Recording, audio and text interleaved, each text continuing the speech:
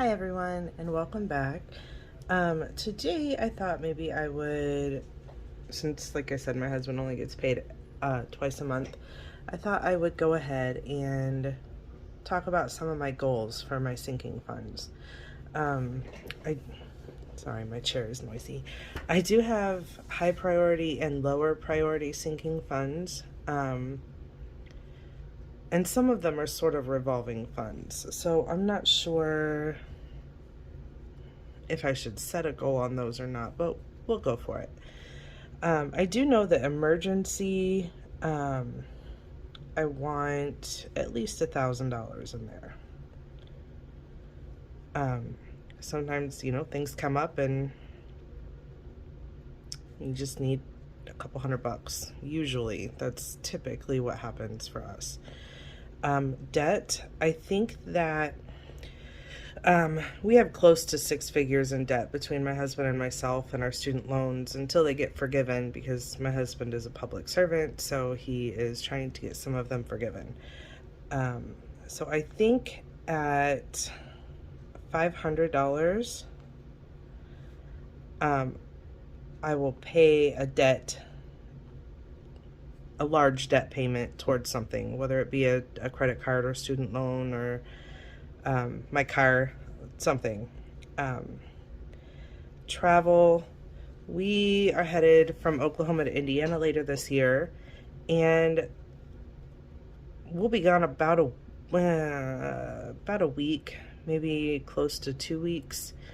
While we're there, we typically don't spend a whole lot of money while we're there, but my sister is getting married, so I'm going to try to budget for $2,000,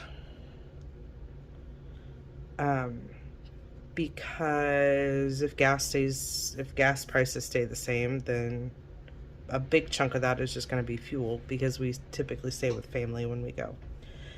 Christmas, since I'm starting early this year, I want to bump it up just a little bit, because we usually go just a tad over what we already have saved. And my kids are going to be 11 and 15 this year. The things they want are not cheap anymore. So we usually spend about $1,000. So I'm going to try to keep it under $1,500 this year. For my son, I think we'll cut it off for both my son and daughter when it hits 500, because there's usually not a whole lot that they need that costs more than a few $100s. That's enough to get some clothes for them if they need it. That's enough spending money if they want to go somewhere, that kind of stuff. Mom and dad, we'll cut it off when it hits 1,000 for us. Because like I said, my husband is really into 3D printing, and he wants a new printer, and those are expensive. So if we meet this goal before we meet the hobbies goal, because the hobbies is for everybody, not just him, then he can spend his money on that. Household, again, we're pretty simple people. We don't need a whole lot, and we rent our home. So we pay for a rick of firewood in the winter and some pest control during the summer, because it's a rent house, not an apartment. So we're responsible for pest control. So we'll cap this at 500 as well, because it's not our house and we don't own a house. So there's nothing really that we need that would cost more than that. Hobbies, we'll cap at 500, because like I said, whatever over and above this that we need can come out of our individual envelopes. Outdoors, I'm not really an outdoorsy person, especially in Oklahoma, because let me tell you, the summers are hot and the bugs want to kill you. So I'm not about outdoor life once June hits until about October. Between June and October, you can find me inside, unless I'm forced to go outside. So outdoors, I want to at least get 250 in this. This will help get and keep $250 in this.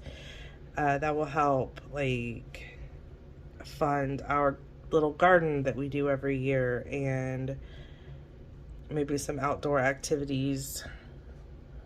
There's not a whole lot around here, and most of it's free because, like I said, we have the wildlife refuge nearby, and it's free. You can go walk around with some buffalo if you really want to, if you're, you know, brave. Or some longhorn cattle. Go walk on the roads with some longhorn. And then this envelope I want to use before we dip into emergency. So, like I said, emergencies, we don't typically have too many that are above that amount. So we will say for this envelope, we'll cap it also at 500. And then if it's over that, then that means we have $1,500 that we can allocate toward whatever it was that I messed up that badly on. Now for lower priority, Etsy. I love Etsy. I love things that are handmade. If I could show, excuse me, if I could show you some of the things that my husband has made for me over the years, for Christmas and birthdays. And if I hadn't said already, my birthday is on December 25th, and my husband's is on December 26th. So he goes above and beyond, and because it can be expensive to purchase a lot of things, he makes a lot of them. Like, he's painted me the 4 Harry Potter house crests, like Hufflepuff, Slytherin, Ravenclaw, and Gryffindor. He's made me this adorable lamp, or it's not really a lamp, it's more like a light, from Reclaimed Barnwood that has a Dumbledore quote on it. And just all kinds of things, and I love it. So I love handmade items, and if it's not from Etsy, it could be from, like, on here I know they have For the Creator, or from people's individual websites that they have taken the time to create and everything. So I want at least $200, because typically I buy little things here or there. Like, I think I got this pen from somewhere recently on Etsy. I can't remember who it was. It wasn't free because I ordered this before I knew she made pens. But like, it was 10 bucks. So yeah. Self-care. Everybody in my family needs self-care. We all need to take time for ourselves. So I would say maybe $100 a person. We'll do $125 a person, which would make it $500, like most of these envelopes. Pets, I do have a dog and a cat, like I said, and one of them's, my cat's getting a little older. He's getting close to 7 or 8 years old, and I'm sure he's gonna start having some issues that he needs to be seen for. So I want $1,000 in this, because vet bills can be insane. Food and pantry, once I complete that challenge, I do want to go ahead and keep money to like stock up a couple of times a year. So 500 should do it, to get like cans of food and dry goods, rices, cereals, oats, flour, sugar, that kind of thing. The rest of the stuff can come out of our bi-weekly grocery budget. Birthdays, I only have a few people that I really buy gifts for their birthdays. Let's see, my daughter, my son, my two younger sisters, sometimes my mom. We'll say 300. because it'll give me time to bulk it up again between birthdays. We're all kind of spread out. Back to school will include school supplies and school clothes. So we'll say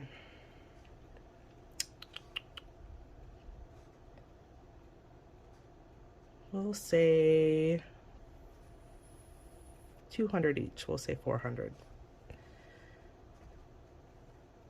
Fitness,